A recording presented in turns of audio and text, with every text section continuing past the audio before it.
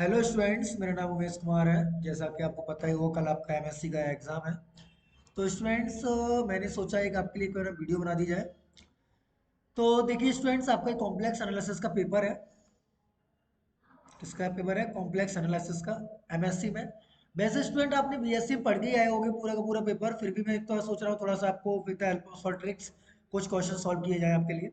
तो मैं इस पूरे पेपर में मॉडल पेपर सॉल्व करूंगा आपके लिए। स्टूडेंट, क्या सॉल्व करूंगा? पूरा मॉडल पेपर, ठीक है। चलिए, पहला क्वेश्चन है, इनमें से पूछा है सीआर कंडीशंस कौन सी होती है।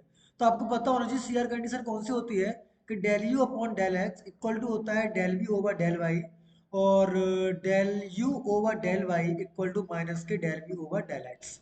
ये होता है, तो यानी कि पहला राइट आंसर हो जाएगा आपका। ये कार्टेशियन फॉर्म में हो जाता है। Which of the following is not correct, इसमें से करेक्ट नहीं है। तो सीधी बात है, एफजेड और जीजेड अगर एनालिटिक है तो उनका प्लस भी एनालिटिक होता है, सही बात है। माइनस भी होगा, डिफरेंस डिवाइड जब भी एनालिटिक होगा जब जीजेड की वैल्यू जीरो नहीं होगी। तो यहाँ पे जीजेड ऐसा कोई मेंशन नहीं किया गया, इस वजह से यही इनकरेक्ट आंसर हो जाएगा आपका। Question number 3, which of the following is correct, इनमें से कौन सा करेक्ट है। तो सीधी बात है, D W point D Z बराबर इसके होता है, अगर यहाँ पर बाई में होता तो यहाँ पर आई टाइम होता, ठीक है। अगला क्वेश्चन है कि अगर एफ जेड, अगर ये एनालिटिक का फंक्शन है, तो एफ जेड अगर कांस्टेंट है तो सीधी बात, रियल पार्ट अगर कांस्टेंट है तो सीधी बात है उसका इमेजिनरी पार्ट कांस्टेंट होगा। इमेजिनरी पार्ट कांस्टेंट होगा तो पूरा का पूरा फंक्शन कैसा हो जाएगा स्टूडेंट? कांस्टेंट हो जाएगा। क्योंकि एफ जेड जो होता है स्टूडेंट, वो होता है यू प्लस आई बी। जब यू ही कांस्टेंट है तो ये भी कांस्टेंट निकल के आएगा, इस वजह से यू प्लस आई बी। अब कह रहे हैं कि इनमें से कौन सा फंक्शन हार्मोनिक है। हार्मोनिक कंडीशन क्या होती है student? Del two U over del X two plus del two U over del Y two equal to zero. अगर ये इक्वल टू जीरो हो रहा है तो ये हार्मोनिक कंडीशन है। अगर बी दे रखा है तो कॉन्जुगेट फंक्शन दे रखा है, तो del two B over del X two plus del two B over del Y two equal to zero, इस तरीके से चेक कर सकते हैं। तो आपका राइट आंसर आ जाएगा इसमें डी, यानी कि दोनों सही है, ठीक है। हाँ, ये मॉड जेड का फंक्शन, मॉड जेड का मतलब क्या है? X square plus by square की बात चल रही है। तो यहाँ से u की वैल्यू क्या हो जाएगी? X square plus by square हो जाएगा, और b की वैल्यू स्टूडेंट जीरो हो जाएगी। अगर ये दोनों फंक्शन पॉलिनोमियल है, पॉलिनोमियल होंगे इसलिए डिफरेंशिएबल होंगे, ठीक है। तो डिफरेंशिएबल है पर एनालिटिक है कि नहीं, क्योंकि सीआर कंडीशन होल्ड ही करेंगे, मतलब कौची रीमान कंडीशन होल्ड ही करेंगे ये। इस वजह से क्या होगा स्टूडेंट? ये एनालिटिक नहीं होगा। हमें ध्यान रखना, एवरी पॉलिनोमियल हमेशा डिफरेंशिएबल होती है, पर जरूरी नहीं है कि वो एनालिटिक हो जाए। एनालिटिक के लिए क्या क्या चाहिए होगा आपको? डिफरेंशिएबल प्लस सी आर, ठीक है। तो वो एनालिटिक है। तो ये फंक्शन एनालिटिक नहीं है क्योंकि सी आर कंडीशन को होल्ड नहीं करेगा।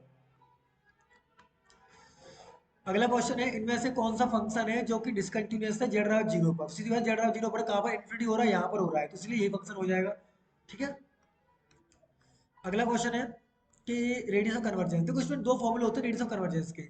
एक होता है one upon R equal to limit N tending to infinity mod में A N plus one upon A N, ठीक है। एक होता है one upon R equal to limit N tending to infinity A N की पावर वन अपॉन एन, ठीक है। ये सारे फॉर्मूलेज होते हैं स्टूडेंट्स। अब देखिए, इसको सॉल्व करेंगे हम लोग, तो हम जानते हैं एक प्रॉपर्टी कि लॉग एन की पावर वन अपॉन एन की जो वैल्यू होती है वो वन होती है। तो इस वाले फॉर्मूले को अप्लाई इस तरीके से नहीं करना है आपको, इस तरीके से फॉर्मूला अप्लाई करेंगे तो आपको आंसर मिल जाएगा इसका वन, ठीक है।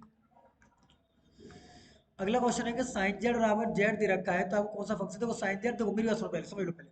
साइन जेड हो चाहे आपको कॉस जेड हो, पॉलिनोमियल हो, वो सारे के सारे आपके फंक्शन सी आर कंडीशंस को होल्ड करते हैं, ठीक है।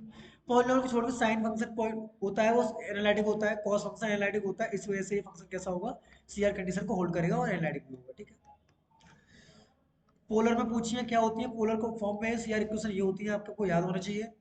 Analytic function with constant modulus, तो मॉडुलस अगर कांस्टेंट है, मतलब मॉड जेड बराबर 1 है, मतलब कांस्टेंट मॉडुलस है, तो फंक्शन कैसा होगा? कांस्टेंट होगा, ठीक है। ये पावर सीरीज की कंडीशन है विद सेंटर जेड नॉट, ठीक है। अगला क्वेश्चन है यू एक्स सारी की सारी किसी कंडीशन, सी आर कंडीशन की बात कर रहे हैं हमसे। अब देखो एन की पावर वन अपॉन एन की बात कर रहे हैं, तो हम फॉर्मूला लगा देंगे limit N tending to infinity, ये वाला नहीं लगाएंगे हम लोग, वन अपॉन एन की power N into one upon N, इससे ये कट जाएगा तो वन अपॉन इन्फिनिटी, तो ये आएगा आपका जीरो। तो वन अपॉन आर की वैल्यू जब जीरो आ जाएगी तो आर की वैल्यू कितनी आएगी? इन्फिनिटी, ठीक है। हाँ, एक रिजल्ट होता है जनरल, आपको याद रखना है कि ये जो वैल्यू होती है four time del two over del Z bar की इक्वल होती है, ठीक है। इसी को ध्यान रखेंगे आप लोग। अगला क्वेश्चन है कि द एफ जेड, देखो यहाँ पर यू की वैल्यू कितनी हो जाएगी? एक्स वाई, और बी की वैल्यू कितनी हो जाएगी बाई। सीधी बात है, पॉलिनोमियल है तो फंक्शन डिफरेंशिएबल होगा, कंटिन्यूस होगा। क्या एनालिटिक है? एनालिटिक के लिए सीआर कंडीशन होल्ड नहीं करेगा, क्योंकि del U upon del X निकालोगे तो वो कितना आएगा बाई, और del V upon del Y निकालोगे तो बना रहा है, बराबर आ रहा है, नहीं आ रहा, तो इसलिए ये एनालिटिक नहीं है और कंटिन्यूस तो है और डिफरेंशिएबल भी है। ठीक है, अब अंडरवुड फंक्शन आ गया, तो अंडरवुड फंक्शन आ गया तो सीधी बात ये है, सीआर इक्वेशन तो होल्ड करेगा, सेटिस्फाई करेगा, पर एनालिटिक नहीं होगा, क्योंकि ये आपका सीआर वो सीआर कंडीशन सेटिस्फाई करेगा, पर डिफरेंशिएबल नहीं होगा फंक्शन। कैसा नहीं होगा? क्योंकि रूट लग गया, क्योंकि इसका डेरिवेटिव करोगे, मेरी बात सुनो, रूट एक्स का आप डेरिवेटिव भी करते हो तो कितना आता है, 1/2 रूट एक्स आता है, और एक्स अगर आप जीरो पुट करोगे तो अनडिफाइंड नहीं हो जाएगा ये। इस वजह से ये फंक्शन सीआर कंडीशन को होल्ड करेगा जीरो जीरो पर, ये एनालिटिक नहीं होगा। ठीक है, हाँ, इस सवाल को बिल्कुल इस तरीके से नहीं करना है आपको। क्या करना है, आप देखो देखिए, इसका अगर आपने एक बार डेरिवेटिव किया, डेल अपॉन डेल एक्स भी निकाला, सिंपल सी बात है, 1/x² plus Y square into X आएगा। अब एक ऐसा कौन सा फंक्शन है इसका इंटीग्रेशन लिखा हुआ हो, तो सीधी बात है tan इनवर्स का ही हो सकता है इंटीग्रेशन ये, इसका तो इंटीग्रेशन हो ही नहीं सकता ना ये। ठीक है, अब देखिए ये वाला क्वेश्चन बिल्कुल आपको इस तरीके से नहीं करना है। हमें पता है ये वाला कुछ नहीं है, हम जानते हैं e की पावर z को लिख सकते हैं हम लोग e की power x plus I by. ठीक है, तो ये क्या हो जाएगा, e की पावर x को अलग कर सकते हैं, e की पावर आई बाई का मतलब क्या हो जाएगा, cos y plus I sign y। तो सीधी बात है, रियल पार्ट क्या हो जाएगा, e की पावर x cos y, और एक हो जाएगा e की पावर x साइन y। तो e की पावर x साइन y कहाँ पर लिखा हुआ है, वही आंसर है, यानी कि ये वाला। ठीक है, हमेशा ध्यान रखना, कंपोजिशन कभी प्रिजर्व नहीं करती है, तो कंपोजिशन कभी प्रिजर्व नहीं करेगी। ठीक है, इसने पूछी लाप्लास इक्वेशन पोलर फॉर्म में, तो लाप्लास इक्वेशन पोलर फॉर्म में आप याद रख सकते हैं, ये आपकी लाप्लास इक्वेशन होती है पोलर फॉर्म में। ठीक है, हाँ, कभी भी आपको बताऊं रेडियस कन्वर्जेंस पूछा हो आपसे, तो जब भी लीडिंग कोएफिशिएंट मतलब n का डिग्री n वेरिएबल करना है, n कोएफिशिएंट 1 है और नीचे ही 1 है, तो उसके बाद उसका रेडियस कन्वर्जेंस 1 आएगा। अगर कोएफिशिएंट उसका 1 है तो 1 ही 1 आएगा। ठीक है, अगला क्वेश्चन है, ब्रांच ऑफ लॉगरिथम फंक्शन हमेशा कंटीन्यूअस होते हैं, इसी को ध्यान रखना। और ब्रांच हमेशा ओरिजिन पे आते हैं। The power series of exactly, तो सीधी बात है, at every point A boundary point अब कन्वर्जेंस ऑफ सीक्वेंस, इसी को ध्यान रखेंगे आपको। साइन फंक्शन एनालिटिक होता है, सब जानते हैं, तो एंटायर होगा। इसका रेडियस ऑफ कन्वर्जेंस पूछे, इसका वन वन कोएफिशिएंट आ रहा है, तो इसका रेडियस ऑफ कन्वर्जेंस बन ही आएगा। ठीक है, हाँ, ये अच्छा, कितना अच्छा क्वेश्चन है। देखो, ये वाला R1 को जा रहा है, ये R2 को जा रहा है, तो इसका मल्टीप्लाई कहाँ जाएगा, R1 टू R2 को, सीधी बात है। अरे ये वाला R1 को चला जाएगा और ये वाला R2 चला जाएगा, तो इनका मल्टीप्लाई कहाँ जाएगा, R1 टू R2 को। इसमें कोई नंबर रख के देख लेना, ट्रायंगल प्रॉपर्टी है।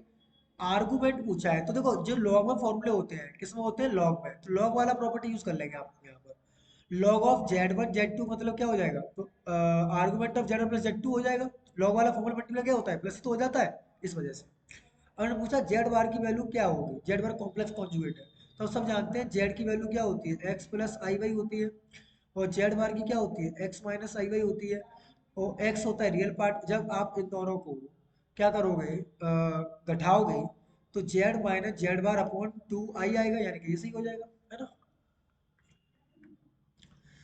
इनवर्स पॉइंट, इनवर्स पॉइंट के लिए फॉर्मूला होता है, आप इसको ध्यान रखेंगे। एक बार ध्यान रखना, इनवर्स पॉइंट निकालने का तरीका क्या होता है बेसिकली, आपके पास ये सर्किल है, ये पॉइंट है, और ये इसकी डिस्टेंस होगी। ठीक है, अगर कोई पॉइंट अंदर है तो उसका इनवर्स पॉइंट होगा बाहर, और बाहर है तो उसका इनवर्स पॉइंट होगा अंदर, इसी को ध्यान रखेंगे। फिर दूसरी बात, अगर कोई पॉइंट बाउंड्री पर, तो बाउंड्री का इनवर्स पॉइंट पूछेगा तो बाउंड्री पे ही रहेगा, बाउंड्री का इनवर्स पॉइंट कहाँ रहेगा, बाउंड्री पे ही रहेगा। ठीक है, अब आपसे पूछा जेड का इनवर्स पॉइंट इसमें, तो सर्कल की इक्वेशन जनरली किसमें क्या होती है, mod of Z minus A equal to R होती है, जहाँ पर ए सेंटर आर रेडियस होता है। तो ये फॉर्मूला आप यहाँ पर अप्लाई करोगे, तो जेड नॉट की वैल्यू क्या होती है, जेड माइनस जेड नॉट लिख सकते हैं आप लोग, जेड नॉट की वैल्यू जीरो है, तो क्या हो जाएगा, जीरो प्लस 1/जेड बार माइनस जीरो, तो यानी कि 1/जेड बार आंसर आ जाएगा इसका, 1/जेड बार मतलब ये। ठीक है, derivative of analytic function is always analytic. ठीक है, इसमें सीधी बात है, हम तो चाहे लेंथ दोनों की निकालेंगे बराबर होगी, आर्गुमेंट पर डायरेक्शन का सिंबल आ जाएगा। ये ऑप्शन गलत है, क्योंकि चार का पूछा है, चार का चार ही आना चाहिए। ठीक है, इसका आंसर आएगा चार, क्योंकि इस सर्कल के बाउंड्री पॉइंट पे तो पूछा है, तो बाउंड्री पॉइंट चार ही, तो चार पे आंसर आना चाहिए इसका। ये आपको रिजल्ट याद होना चाहिए इसका। दो रिजल्ट होते हैं, del W point del Z, del W point del R, e की पावर आई डी। इन्होंने पूछा है तो इसमें लगा देंगे बैलेंस मेथड। क्या लगा देंगे? Balance method. तो बैलेंस मेथड आपको पता है वो क्या होता है। बैलेंस मेथड होता है कि phi one Z comma zero minus I time phi two Z comma zero लगाएंगे यहाँ पर, तो डेल अपॉन डेल एक्स की वैल्यू लगाइए। तो डेल अपॉन डेल एक्स कितना आएगा? थ्री एक्स स्क्वायर माइनस के थ्री बाई स्क्वायर हो जाएगा। तो ये हो जाएगा थ्री जेड स्क्वायर, वो जीरो हो जाएगा इंटू डी जेड, यानी Z cube plus C answer होगा। जेड क्यू प्लस सी ऐसा कोई आंसर है नहीं है, तो none of the right answer हो जाएगा इसका। मैंने भी बताया था इस टाइप के क्वेश्चन करने के लिए आपको क्या करना है, केवल ई की पावर जेड का एक्सप्रेशन खोल लेना है। ई की पावर जेड और ई की पावर एक्स इंटू ई की पावर आई बाई, तो cos Y plus I sine Y. Cos I वाला दे रखा है, साइन बाई वाला आंसर हो जाएगा। हमें क्या करना है इसका, ई की पावर जेड वाला है तो ई की पावर जेड का राइट आंसर हो जाएगा ये। ठीक है। इनमें से कौन सा फंक्शन एनालिटिक नहीं? सीधी बात है जेड बराबर वन पर ये फंक्शन एनालिटिक नहीं है। इनवर्स पॉइंट पूछा है तीन का, तो तीन में कितने का मल्टीप्लाई करेंगे आंसर हमारा बना आ जाए, तो इसका ही करेंगे। सीधी बात तो ये है। या तो आप फॉर्मूला निकाल सकते हैं, इस वाले फॉर्मूला लगा सकते हैं कैसे, जेड नोट की वैल्यू जीरो, सेंटर जीरो है, प्लस आर की वैल्यू वन है, वन अपॉन थ्री, ये आंसर हो जाएगा वन अपॉन थ्री। अब पूछा इन्होंने कि फंक्शन ई की पावर जेड, तो ई की पावर जेड आपका कंटिन्यूस फंक्शन होता है, इसी का ध्यान रखेंगे आप लोग। ये वैल्यू पूछी गई है, इस रिजल्ट का यूज करके आप निकाल सकते हैं वैल्यू, इसका फोर टाइम ये आ जाएगा आपका राइट आंसर। हाँ। अब देखो सीधी सीधी बात है, किस का होना है, ई की पावर एक्स जेड भी आ रहा है, देखो एक्स वाई भी है, तो इसका मतलब यही तो सीधी बात है। देखो आप डायरेक्ट मत जाइए, आप लोग डायरेक्ट मत जाइए, आप लोग इसको खोल के देख लीजिए। पहले ऑप्शन खोल के देखिए, पहले ऑप्शन क्या होगा, एक्स प्लस आई वाई और ई की पावर एक्स इंटू ई की पावर आई वाई, तो इसको खोलोगे तो ये तो मल्टीपल में आएगा, तो ये राइट आंसर हो जाएगा। एन एनालिटिक फंक्शन इज, तो एनालिटिक फंक्शन क्या होता है, इनफाइनाइटली डिफरेंशिएबल होता है, ध्यान रखना। क्योंकि देखो हम सीधी बात है, हम जब रियल में पढ़ते थे तो रियल में क्या पढ़ते थे हम लोग, तो रियल में पढ़ते थे कि फंक्शन कब डिफरेंशिएबल है और ये कॉम्प्लेक्स, तो फंक्शन कब एनालिटिक है।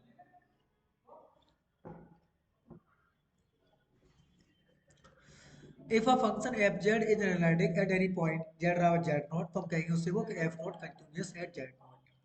ये फाल्स पूछा है। देखो सीधी बात है, जो फंक्शन एनालिटिक होगा तो डिफरेंशिएबल होगा, डिफरेंशिएबल होगा तो कंटिन्यूअस भी होगा, कंटिन्यूअस होगा तो उसकी लिमिट भी एग्जिस्ट करेगी। ठीक है। फंक्शन हार्मोनिक कंडीशन पूछिए, हार्मोनिक कंडीशन सब जानते हैं, दो कंडीशन लिखाई थी मैंने भी आपको। एफ जेड बराबर U plus I B is an analytic function, तो डी वी क्या होगा, देखो सीधी बात है, आप जानते हैं डी वी की वैल्यू क्या होती है, ये होती है del V over del X into D X plus del V over del Y into D Y, ये होती है। तो हम क्या करेंगे, सी आर से इनको रिप्लेस कर देंगे, तो सी आर से इनको रिप्लेस करोगे तो ये कंडीशन बन जाएगी। सीधी बात है, हार्मोनिक दे रखा है, हार्मोनिक दे रखा है तो हम इस कंडीशन में डाल देंगे दोनों बार डेरिवेटिव जीरो, तो एम के ऊपर आ जाएगी आपकी। अगला क्वेश्चन है, ये किसका कंडीशन है, तो सीधी बात है कॉन्जुगेट ऑफ यू पूछा है, कॉन्जुगेट ऑफ यू पूछा है, तो सीधी बात है cos a माइनस b का फॉर्मूला बनेगा, तो ये राइट आंसर हो जाएगा ये। इनमें से कौन सा करेक्ट है, सब जानते हैं, continuous is necessary condition for the differentiability. ठीक है, सब जानते हैं इस चीज को। फैक्टोरियल एन आ गया, तो फैक्टोरियल एन का रेडियस कन्वर्जन करना होता है वन, क्योंकि फैक्टोरियल एन कैसे निकालेंगे हम लोग, क्योंकि factorial A N plus one upon A N निकालेंगे तो उसके लिए वन आ जाएगी, तो इसका रेडियस कन्वर्जन कितना आएगा वन। ठीक है। इनवर्स पॉइंट पूछा है जेड बराबर ए का, तो वन अपॉन ए बार आएगा, यानी कि वन अपॉन ए आ जाएगा। ठीक है। इसका पूछा है तो ई आएगा, सब जानते हैं, क्योंकि ए एन प्लस वन निकालोगे अपॉन ए एन करोगे तो वो आएगा वन अपॉन ई, और हमें वन अपॉन आर फॉर्मूला होता है, इस वजह से ये आंसर हो जाएगा इसका। क्या पूछा है इसका, रेडियस ऑफ कन्वर्जेंस पूछा है, तो एज इसको समेशन फॉर्म में लिख लेंगे हम लोग, जेड जेड की पावर एन टाइप का निकल के आएगा, तो ये कैसे निकलना है, one dot two dot three, तो वन डॉट, एक सेकेंड,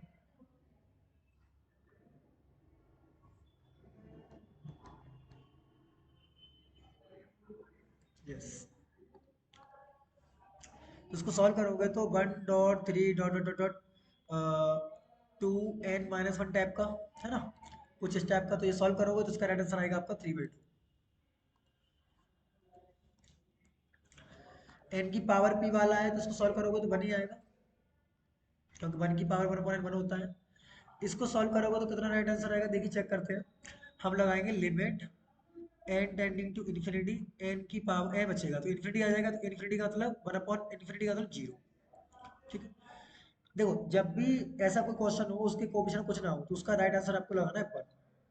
जेड के कोफिशिएंट अगर 1 है तो उसका राइट आंसर 1 ही लगाना है आपको, ठीक है। ये आ गया। तो 2 है तो उसका राइट आंसर 2 आएगा। अब इसका मॉड करेंगे तो 5 और डिवाइड में ले आएंगे तो 1/5 हो जाएगा इसका राइट आंसर, ठीक है ना। क्योंकि इसको सॉल्व करोगे मॉड में ए एन की पावर 1/n, तो मॉड निकालोगे तो मॉड में निकालोगे कितना आएगा 5। तो ये 1/r के बराबर होगा ना, तो r 1/5 आ जाएगा। बी एन दे रखा है तो e की पावर 1 की वैल्यू है पूरी की पूरी है। तो e की पावर 1, देखो e की पावर 1 का जो एक्सपेंशन है हम सब जानते हैं, e की पावर x क्या होता है 1 प्लस ऐसे करके n की वैल्यू 1 पुट करेंगे तो ये तो आ जाएगा, उल्टा करेंगे तो उसका। अब एक बात ध्यान रखना, इस रिजल्ट को कैसे याद रख सकते हैं। देखो हमारे पास एक रिजल्ट होता है फैक्टोरियल n की power k over factorial 2n की 2n। तो कि 2n इंटू जेड की पावर n हो तो इसका k है तो इसका आंसर होता है k की पावर k। तो यहाँ पर k की वैल्यू 2 है तो 2 की पावर 2 यानी कि 4 आंसर हो जाएगा इसका। तो 1 1 1 कोफिशिएंट 1 1 है तो इसका राइट आंसर 1 आएगा, मैंने बोला था अभी। u भी कांस्टेंट है, फंक्शन भी कांस्टेंट होगा। ये कह रहा है ये सीक्वेंस इज कन्वर्ज टू, सीधी बात है ये कन्वर्ज करेगी किस नंबर को, क्योंकि इसके नेबर में कौन से नंबर होंगे, आई के नेबर के नंबर है सारे। अब इसकी बात करवा रहा है तो इसकी वैल्यू -2 होगी, -2 के आसपास के सारे नंबर है ये वाले, ठीक है। अब पूछा है which of the following is a discontinuous, तो सीधी बात है कहाँ पर फंक्शन अनडिफाइंड है, ये वाला फंक्शन अनडिफाइंड है, जड़ रहा है 0 पर, तो ये हो जाएगा कहाँ पर नॉट, जे भी जड़ रहा है नॉट एनालिटिक। तो नॉट एनालिटिक ये, क्योंकि जेड के 0 पर अनडिफाइंड 0 रखने लगते हैं, सही सही हो जाएगा हमारा, ठीक है। फिर कह रहा है if the function F Z is continuous then its real and imaginary parts are, तो सीधी बात है फंक्शन कंटिन्यूअस तो रियल पार्ट और मेरी पार्ट भी कंटिन्यूअस होंगे उसके। हार्मोनिक कंजुगेट पूछा है इसका, तो हार्मोनिक कंजुगेट निकालने के लिए यू दे रखा है तो बी पूछा है, तो बी की वैल्यू कैसे निकालेंगे हम लोग। तो डी वी बराबर होता है माइनस के del U upon del X into D Y plus D X. Solve कर लेंगे del U upon del Y तो आ जाएगा इसका राइट आंसर ए। ट्रांसफॉर्मेशन है तो लिटरेशन हो रहा है, जिसे बोलते हैं हम लोग लीनियर ट्रांसफॉर्मेशन, ठीक है। ए जेड देखो इसका इससे मल्टीप्लाई करो, A D minus B C की वैल्यू 0 नहीं होनी चाहिए। फिक्स पॉइंट पूछे हैं तो फिक्स पॉइंट के लिए क्या करेंगे, डब्ल्यू की जगह जेड पुट कर देंगे। तो जेड बराबर जेड -1 ओवर जेड +1, इसको सॉल्व कर लेंगे राइट आंसर मिल जाएंगे जेड बराबर प्लस माइनस आई उठा, ठीक है। अब T1 T2 पूछा है तो T2 किस तरीके से काम करता है, देखो T1 लिखेंगे यहाँ पर और T2 जेड की वैल्यू लिखेंगे। T2 जेड की वैल्यू क्या है, Z upon Z plus two. अब T2 काम कैसे करता है, जेड +1, तो Z upon Z plus two plus one over Z upon Z plus two plus three.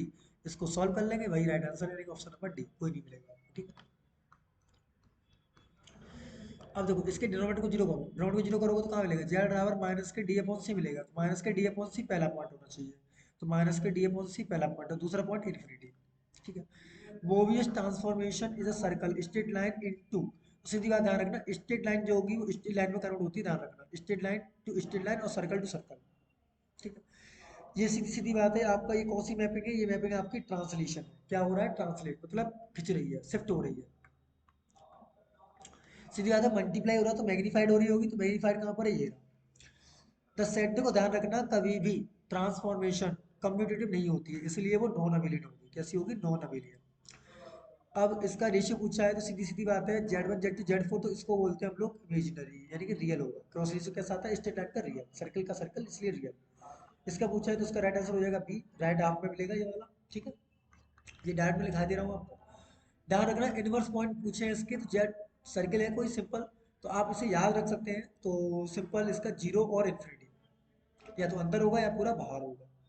Inverse image उम्मीद करता निकालना आती होगी आपको, तो पहले को T1 की इनवर्स इमेज चाहिए, तो T1 की इनवर्स इमेज चाहिए तो कैसे निकालेंगे यहाँ से, हम लोग Z+1 ओवर Z+2 को W को रखेंगे, यहाँ से जेड की वैल्यू निकालेंगे, Z+1 equal to W Z+2 W, तो यहाँ से जेड कॉमन निकाल लेंगे हम लोग, तो 1 - W इक्वल टू 2W-1, तो जेड बराबर आ जाएगा 2W-1 ओवर 1 - W, यानी कि एफ इनवर्स ऑफ जेड की जो वैल्यू आएगी वो 2Z-1 अपॉन 1 - Z आ जाएगी, तो ये वैल्यू यहाँ पर अप्लाई कर लेंगे तो राइट आंसर आपको मिल जाएगा, यानी कि ठीक है।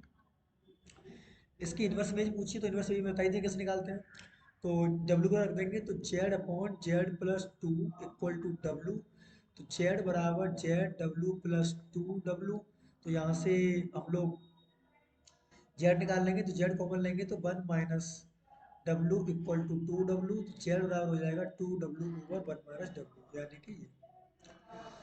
ठीक है। अगला क्वेश्चन है, इसका खोलो एक्सपेंशन, तो W बराबर, W मतलब U+IB, ठीक है। जेड की वैल्यू x प्लस आई वाई, ठीक है। और ये हो जाएगा 1/√2 प्लस आई टाइम 1/√2। एक्स के जीरो पुट करनी है तो जीरो पुट कर दो।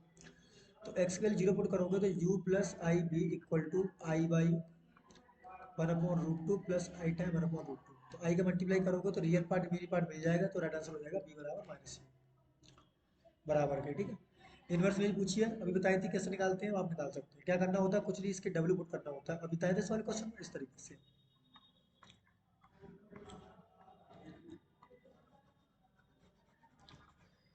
अब आपसे पूछा गया यहाँ पर कि फिक्स पॉइंट निकालना है, तो फिक्स पॉइंट के लिए क्या करेंगे, डब्ल्यू जेड पुट कर देंगे, तो आंसर आ जाएगा। डब्ल्यू जेड अगर एनालिटिक है तो एनालिटिक डी में होगा, ठीक है।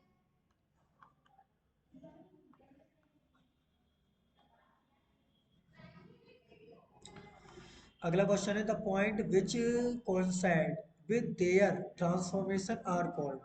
उसको बोलते हैं हम लोग फिक्स पॉइंट। क्या बोलते हैं, फिक्स पॉइंट।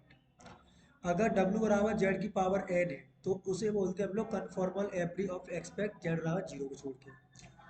सीधी बात है, 6 4 है तो 4C2 सॉल्व कर लो, तो 4C2 वैल्यू कितनी होगी, 6 हो जाएगी, तो राइट आंसर हो जाएगा 6। इसने पूछा है इसके फिक्स पॉइंट, तो फिक्स पॉइंट निकालने का तरीका होता है, फिक्स पॉइंट w के जेड पुट कर देना, फिक्स पॉइंट मिल जाएगा।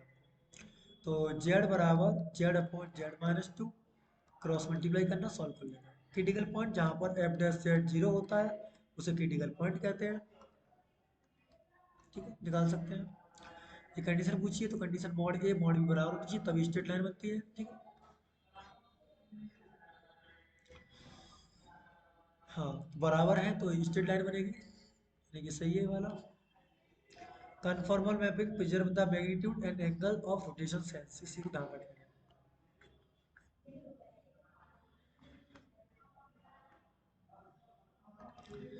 मैंने बोला था ए और सी बराबर होनी चाहिए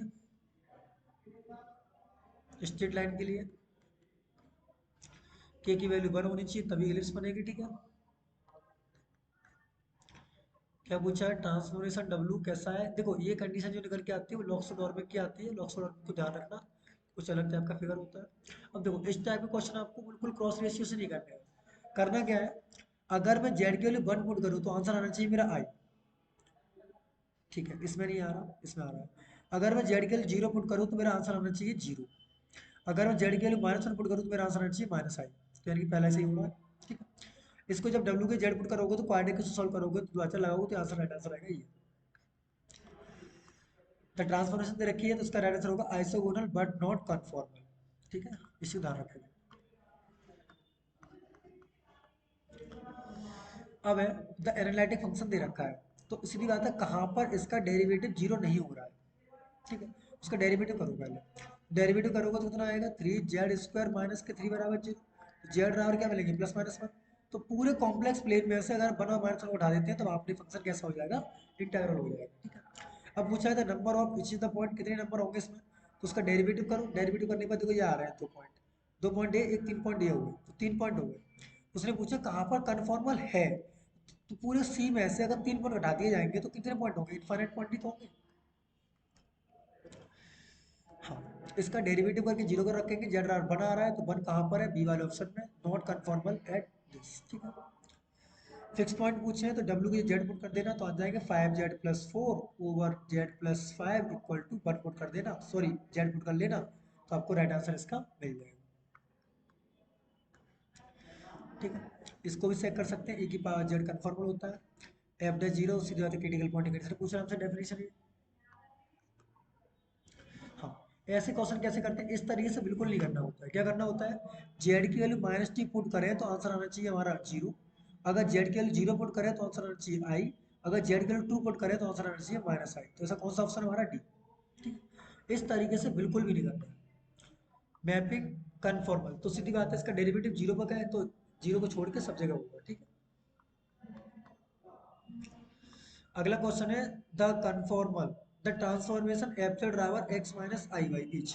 तो एक्स माइनस आई वाई सीधी बात है आइसोगोनल होगी, कैसी होगी आइसोगोनल, क्योंकि ये सी आर कंडीशन को होल्ड करेगी, ठीक है, ओरिजिन पे। अगला क्वेश्चन है डब्ल्यू, डब्ल्यू की वैल्यू क्या होती है, यू प्लस आई बी होती है, ठीक है। यहाँ से एक्स प्लस आई वाई हो जाएगा, ठीक है, प्लस वन माइनस आई, तो यहाँ से u की जो वैल्यू होगी वो क्या हो जाएगी, u की वैल्यू हो जाएगी x प्लस वन, ठीक है। और हमसे पूछी कितनी है, एक्स वन पे पूछी है, तो एक्स वन रखेंगे तो यू कितना मिलेगा, टू ही तो मिलेगा, तो प्लस टू है। ऐसे इस तरीके से इसको कर सकते हैं, ऐसे इसको कर सकते हैं, ऐसे इसको कर सकते हैं आप लोग, है ना। ये सारे इस तरीके से, बस रियल पार्ट अलग करो, इमेजरी पार्ट अलग करो, जो दिया है वो रख दो, ठीक है। तो एनालिटिक हो जाएगा डी में। लॉक्सोडर्मा की कंडीशन पूछिए तो loxodromic neither hyperbolic nor elliptic. ये डेफिनेशन पूछिए तो डेफिनेशन का इसका फॉर्मूला होता है factorial n upon two pi i this. ये कौन सी इंटीग्रल फॉर्मूला है आपका, के कांस्टेंट बाहर आ जाता है, ये सब कुछ जानते हैं आप लोग। मॉड जेड, तो अपर हाफ के लिए पूछा है तो उसका सॉल्यूशन दे रखा है, देखो जेड रहा ई पावर जेड, तो पाई से जीरो, अपर हाफ का मतलब ये वाला, तो ये हो जाएगा आपका पाई से जीरो, एंटी क्लॉकवाइज रोटेट कर देंगे इसे, तो राइट आंसर आ जाएगा इसका एफ जेड। अगर कांस्टेंट है तो उसका राइट आंसर एनालिटिक, क्योंकि देखो ये हमारी कौन सी कंडीशन है, ये कौन सी कंडीशन है, कौन सी है, कौन सी कंडीशन, ठीक। एक मोरेरा थ्योरम होती है, मोरेरा थ्योरम क्या कहती है, अगर फंक्शन का इंटीग्रल जीरो है तो वो सी आर होगा, मतलब कौन सी बार कंडीशन को होल्ड करेगा, ठीक है।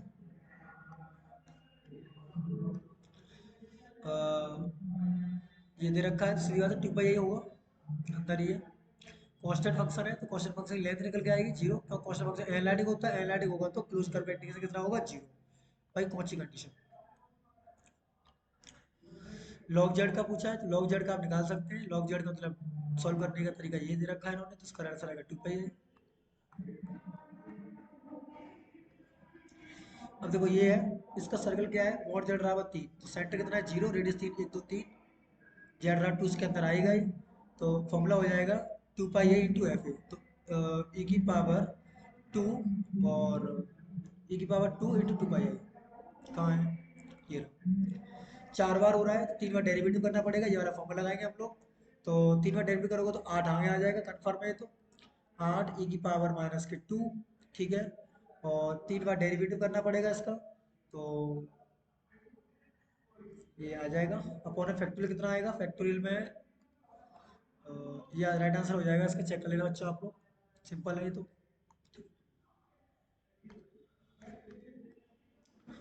वन अपॉन जेड का पूछा है तो वन अपॉन जेड ई की पावर जेड, तो पाई आंसर आ जाएगा इसका, ठीक है, चेक कर लेना आप लोग।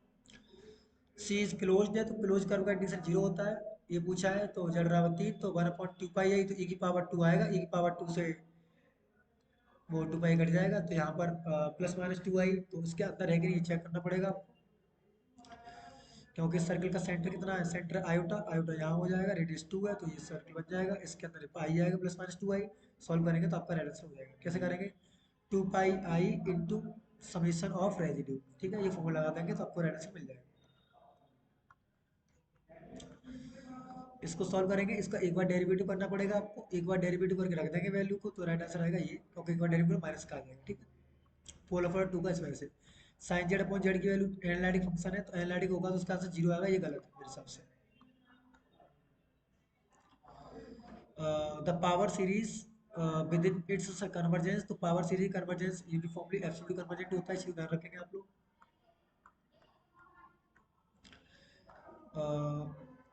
इनसाइड ये पूछा है तो सीधी बात है, इसका जीरो हो जाएगा, क्योंकि हर जगह फंक्शन कैसा होगा, एनालिटिक होगा, क्योंकि जेड बराबर ए पर इनसाइड है तो जेड बराबर ए पर, तो सीधी बात है एफ जेड, यहाँ पर एफ जेड है कितना, एफ जेड कॉन्स्टेंट है वन, जब उसका दो बार हमें तो करना पड़ेगा N minus one bar derivative, एक बार डेरिवेटिव करने पर जीरो हो रहा है, इसलिए आंसर कितना आएगा, जीरो आएगा। अब जेड बराबर जीरो और जेड बराबर माइनस वन, तो यहाँ से चेक कर सकते हैं, तो जेड बराबर जीरो आ जाएगा, जेड बराबर जीरो इसके अंदर आ जाएगा, तो क्या हो जाएगा z into two Z plus one over Z common लेकर जाएगा, तो Z plus one into Z, Z से जेड की जीरो पुट करो, वन आंसर आ जाएगा, one into two by answer हो जाएगा इसका। जेड बराबर टू पर पूछा है तो प्लस माइनस वन दोनों आ जाएंगे, तो कपल फॉर्म में आएंगे तो जीरो कर देगा उसको। इसका फॉर्मूला सबको पता ही है, एफ एन अपॉन एन होता है। इसका डायरेक्ट आंसर निकाल सकते हैं कैलकुलेट करके, 4 पाई आता है। ये फंक्शन कैसा है, रीमान इंटीग्रेबल है, तो सॉरी एनालिटिक एनालिटिक क्लोज का दे रखा है, तो उसका आंसर 0 आ जाएगा। लॉग जेड की वैल्यू पूछिए, 2 पाई आती है, बताई थी हमने आपको। ये तो फॉर्मूला ही है आपका डैश का। इनसाइड पूछा है तो 2 पाई आएगी। बाउंडेड ये आएगा ही आएगा, ले वैल्यू थ्योरम का स्टेटमेंट है।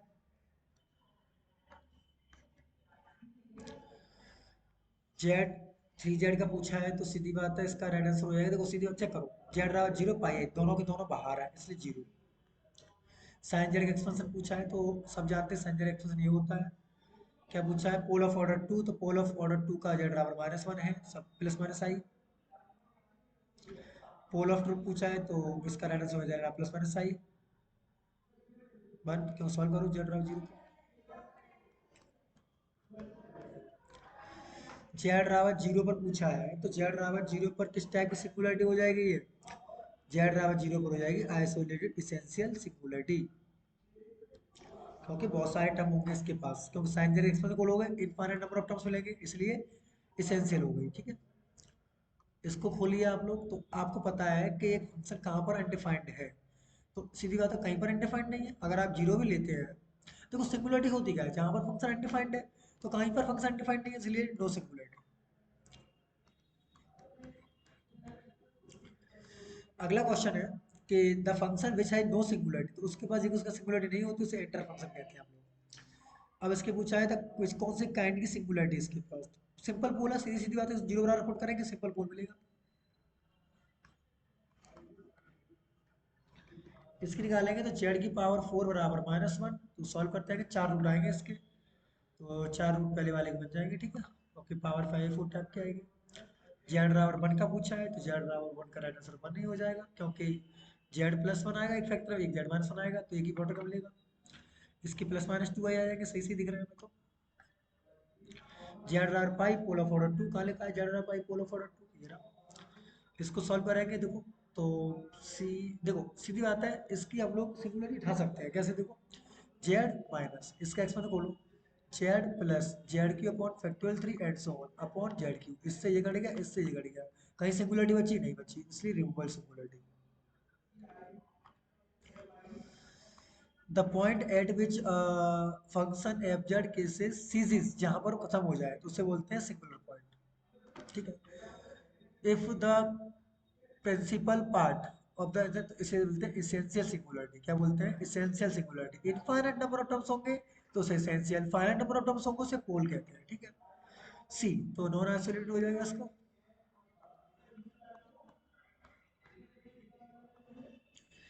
फॉर द फंक्शन ए की पावर जेड, जेड बराबर इन्फिनिटी की पूछी है तो सीधी बात इसेंशियल तो है ही है, तो इसेंशियल आइसोलेटेड सिंगुलरिटी हो जाएगा। साइन जेड एनालिटिक होता है, नंबर ऑफ जीरोज पूछे हैं तो इनफाइनाइट पॉइंट होंगे इसके पास, क्योंकि आप चेक कर सकते हैं साइन का फंक्शन ये होता है, कहाँ कहाँ पर जीरो है, हर जगह जीरो है एन पाई पर पूरे पर। इसको चेक कर सकते हैं तो zero of pole of order यहाँ का मिलेगा। जेड बराबर ए पोल ऑफ ऑर्डर 2 कहाँ लिखा है, पोल ऑफ ऑर्डर 2 ये रहा। साइन 1/जेड है तो उसके पास इनफाइनाइट नंबर ऑफ जीरोज होंगे, ये भी सही है, ये भी इनफाइनाइट होंगे। Sine z upon cos z करोगे, कॉस जेड को जीरो के बराबर रखोगे तो आपको इनफाइनाइट मिलेंगे, क्योंकि टेन जेड में भी बहुत सारे जीरोज मिलते हैं, इसमें 4 जीरोज होंगे। ठीक है, जेड बराबर 1 पोल ऑफ ऑर्डर 3। ठीक है, तो ये सारे इजी जी क्वेश्चन है, इनको आप कर लीजिए। इस आपकी कौन सी फॉर्मूला है, 2 pi into sum of the residue, ये रेजिड्यू थ्योरम होती है, सब जानते हैं इस चीज को। ये number of n minus p होता है, इसे ध्यान रखना है, आएगा ये वाला क्वेश्चन। जेड बराबर 2 पर पूछा है तो सब लोग जानते हैं फॉर्मूला क्या होता है, limit x tending to z tending to a z minus a into f z. इसको सॉल्व करना तो इससे कट जाएगा, जेड इंटू पुट करना आंसर आ जाएगा आपका। ठीक है, ठीक। रेजिड्यू क्या होता है बेसिकली, 1/जेड कोफिशिएंट, 1/जेड कोफिशिएंट क्या है ये, तो क्या हो जाएगा b1। ठीक है, ये तो आपको पता होना चाहिए, इसका राइट आंसर ये होता है। जेड टेंडिंग टू इन्फिनिटी पूछा है तो जब भी इन्फिनिटी पूछे जो टोटल रेजिड्यू निकल के आया उसे माइनस साइन का मल्टीप्लाई कर देते हैं तो हमारा इन्फिनिटी पे निकल के आ जाता है। और रेजिड्यू होता क्या है बेसिकली, 1/जेड माइनस ए का कोफिशिएंट होता है। ठीक है, इसको सॉल्व कर सकते हैं, आपको राइट आंसर मिल जाएगा। कोसेक जेड का रेजिड्यू पूछा है तो कोसेक जेड का वन अपॉन साइन जेड आ जाएगा, तो वही फॉर्मूला लगाया था F Z upon sine Z, solve करेंगे तो बन आएगा इसका आंसर। कहाँ पर पूछा है, तो पहले वन पे निकाल लेते हैं, वन से वन कट जाएगा तो यहाँ पुट करो वन कितना आएगा, तो वन पे वन बाई टू आ रहा है, फिर टू वाला कट जाएगा, चेक करके निकाल लेना सारे आंसर आ जाएंगे आपको, ठीक। करना क्या है, सिंपल देखो, सिंपल अगर मान चलो टू पर निकालना है तो फॉर्मूला क्या हो जाएगा, limit Z tending to two z minus two into f z, f z के लिए सॉल्व करने ना आंसर मिल जाएगा आपको, ठीक है। ये भी आपका कैलकुलेशन है, थोड़ा सा कर लेना इसको।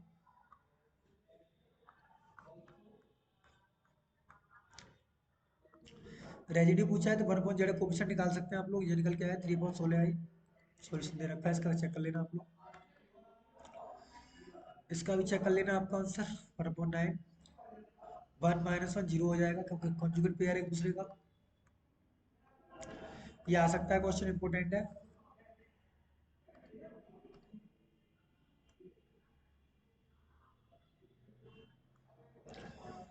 इसका कोफिशिएंट पूछा है तो वन अपॉइंट जेड कोफिशिएंट निकाल सकते हो, माइनस साइन मल्टीप्लाई कर सकते हो, या अलग अलग तीनों को निकाल के जोड़ के फिर माइनस साइन का मल्टीप्लाई कर सकते हो, ठीक है। तो उन्होंने क्या किया, अलग अलग निकाल लिया है, one upon z coefficient check कर लिया, वन अपॉइंट जेड कोफिशिएंट 6 आ रहा है, 6 का आंसर हो जाएगा -6, क्योंकि कहाँ पूछा है, इनफिनिटी पूछा है।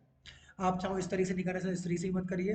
करना क्या है, एक बार जेड वन पर निकालना, फिर टू पर निकालना, फिर थ्री पर निकालना, तो वो आ जाएगा 6, जोड़ के तीनों का R1 plus R2 plus R3, ठीक है। रेजिडी पूछा है तो z z tending to infinity, तो -10 निकल के आता है, तो -10 ये आ जाएगा आंसर। इसका सॉल्यूशन पूछा है तो इसका वन अपॉइंट जेड कोफिशिएंट कहाँ, ये रहा, तो 1/2 आंसर आ जाएगा इसका, 1/2 2 पाई आई, तो यानी पाई आई आंसर आ जाएगा केवल। ये आपको याद रखना पड़ेगा इसका राइट आंसर, ठीक है। इसका भी आपको याद रखना पड़ेगा, जीरो आता है, इसका तो आपको पता ही होगा, क्योंकि इसको सॉल्व करोगे तो limit Z tending to pi by four Z minus pi by four over sine Z minus cos Z, ऊपर का ऊपर डेरिवेटिव, नीचे का नीचे डेरिवेटिव, वन अपॉन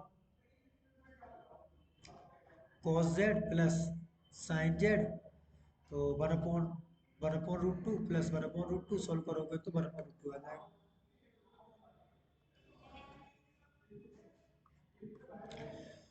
ये आपने लाप्लास वाले में पढ़ा था, इसका आंसर पाई बाई टू निकल के आता है, एफ जेड का Z ten infinity minus time multiply हो जाता है, ये सब जानते हैं, यूनिट सर्कल में काम किया जाता है जितने भी सवाल आते हैं ऐसे।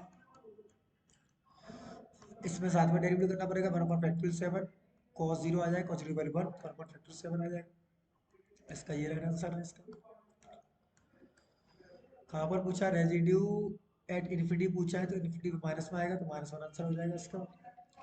जेड टेन 3 पाई पर पूछा है तो इसका राइट आंसर हो जाएगा सी।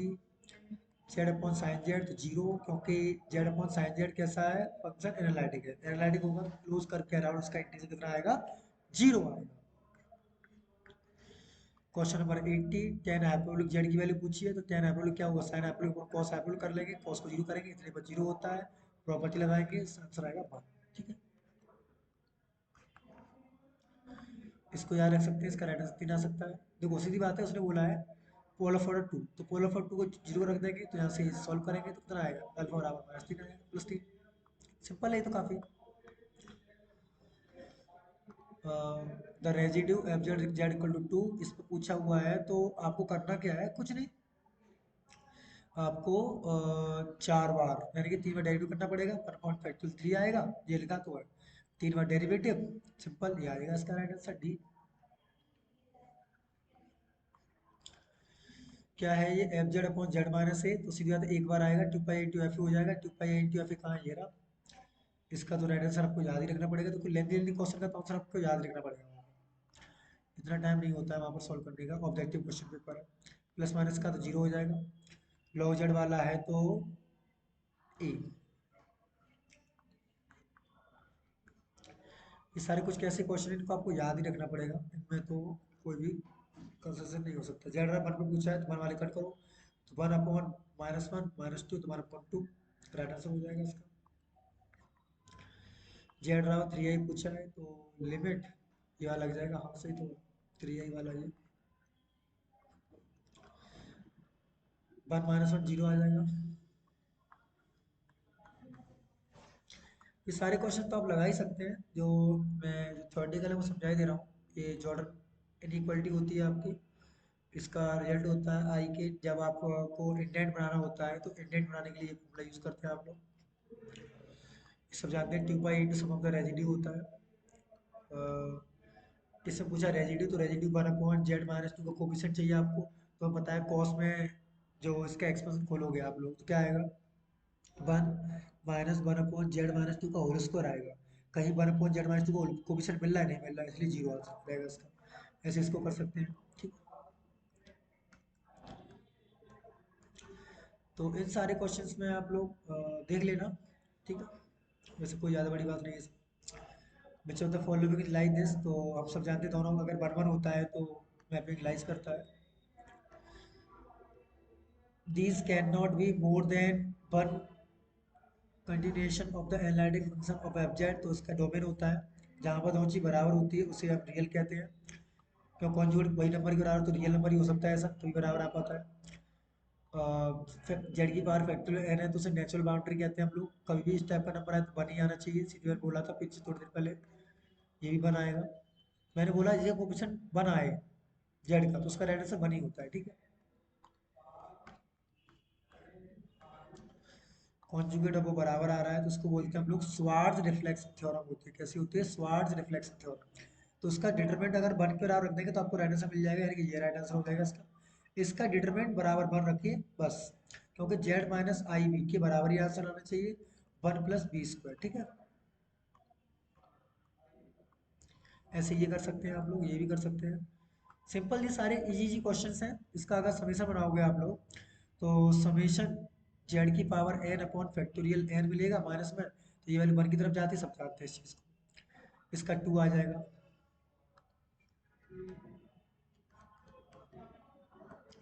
ये भी चेक कर सकते हैं, डिटरमिनेंट को वन की तरफ रखिए, सीधा सीधा डिटरमिनेंट बनाएगा तो जेड माइनस आई अभी बताया था। ये वाला क्वेश्चन देखो, ये वाला सेम ही तो है, ये वाला क्वेश्चन। बी की जगह टू पुट कर देना बस आपको वहाँ पर। ये भी सिंपल है, क्योंकि समेशन जेड की पावर एन अपॉन ए की पावर एन, ये तो ए की पावर एन से बन जाएगा, तो यानी कि ये आंसर आ जाएगा इसका। ये भी कर सकते हैं, सारी इजी क्वेश्चंस हैं, इनमें कोई वो नहीं है कि आपको ज़्यादा को। ये भी है जेड की power n upon two n, तो टू का मल्टीपल बनेगा तो ये कट जाएगा, तो ये राइट आंसर बनाएगा इसका, टू सॉरी। इनमें कोई ज़्यादा मशक्कत करने वाली बात नहीं है मेरे हिसाब से। और एक्सपेंसिव सीरीज वाले क्वेश्चन, हाँ ये क्वेश्चन अच्छे हैं। Integral function is also called, integral function को हम लोग बोलते हैं एंटायर फंक्शन। तब function is said to with this, तो एवरी, ये आंसर हो जाएगा इसका। इसका आंसर हो जाएगा constant. Order of cos z का ऑर्डर पूछा है तो कॉस जेड को कितने मैक्सिमम से मैक्सिमम टर्म कॉमन ले सकते हैं, एक, तो ऑर्डर बनाया जाएगा इसका। देखो फॉर्मूला वैसे तो आप अगर निकालना चाहें तो फॉर्मूला ये होता है इसका, ये वाला, log log m r upon log r. तो साइन जेड या कॉस जेड हो तो उसका मैक्सिमम फंक्शन होता है ए की पावर आर। क्या होता है, ए की पावर आर। तो ए की पावर आर यहाँ रखेंगे, ए की पावर आर होएगा, तो लॉग लॉग ए की पावर आर, ई लॉग इसे ए की पावर आर हो जाएगा, तो log r upon r cut के वन आ जाएगा, ठीक है। तो कॉस का साइन का ऑर्डर हमेशा वन होता है।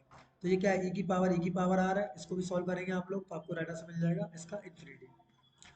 ऐसे इसको देखो, इस फॉर्मूला आपको याद रखना है, कब जब भी ऑर्डर निकालना हो तो आप इस तरीके से इसका ऑर्डर निकालेंगे इस फॉर्मूले से, ठीक है। कितने भी क्वेश्चन कर लीजिए आप, चार पांच कर लीजिए इसके, ऑर्डर वाले आ सकते हैं। आपसे पॉलिनोमियल का ऑर्डर पूछेगा तो पॉलिनोमियल का जीरो होता है, हमेशा ध्यान रखना, पॉलिनोमियल का ऑर्डर हमेशा जीरो होता है। ई की पावर जेड लेमडा का, तो ई की पावर जेड लेमडा का पूछेगा तो लेमडा आएगा। अच्छा देखो कुछ यहाँ दे रखा है वही होगा।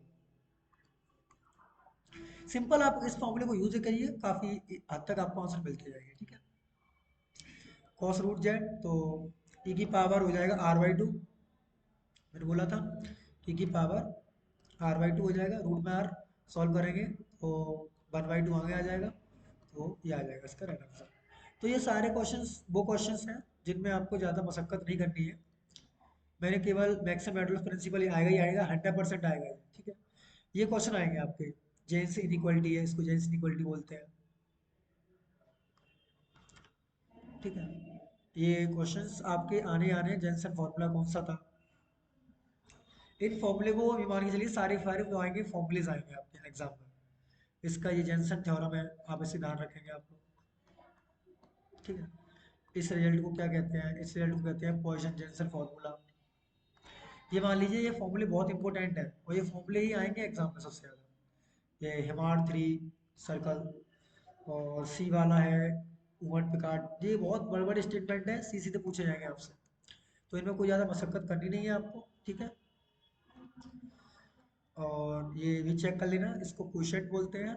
और ई की पावर जेड वाला, और ये आएगा ही आएगा पिकार्ड थ्योरम का स्टेटमेंट 100%। ठीक है। देखिए स्टूडेंट, मैंने इसमें केवल आपको रिकॉल कराया हुआ है कि मैंने पढ़ाया नहीं है, इतना मेरे पास टाइम नहीं था कि थोड़ी रिक्वायरमेंट थी कि सर बस जैसा है बना दीजिए। तो देखते हैं स्टूडेंट्स, आप लोगों का नेक्स्ट सेमेस्टर से आपका अच्छे से हम लोग वीडियो प्रोवाइड कराएंगे आपके लिए। ठीक है। Thank you.